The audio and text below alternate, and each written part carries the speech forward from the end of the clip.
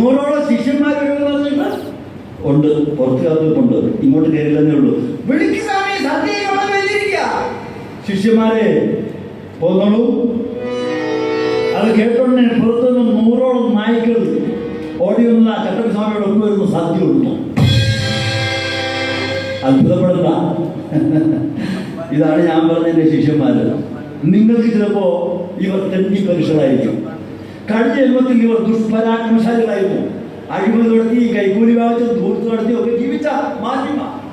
കഴിഞ്ഞ ജന്മത്തിൽ ദുഷ്കർമ്മം കൊണ്ട് ഇപ്പോ ഈ ഹീര ജന്മത്തിൽ വന്ന് ദുഷ്ടകർമ്മം പറഞ്ഞു മാത്രം. ഇപ്പൊ ഒരു നേരത്തെ ആഹാരത്തിന് വേണ്ടി ആട്ടും ഏറും കൊള്ളുന്നു, കടിപിടി കൊള്ളുന്നു. ഒരു നേരമെങ്കിലും നല്ല ഭക്ഷണം, ഇച്ചിരില്ലാത്ത ഭക്ഷണം കഴിക്കട്ടെ എന്ന് ഞാൻ കൂട്ടിക്കൊണ്ടുവന്ന എന്താ വിരോധമുണ്ടോ? വിരോധം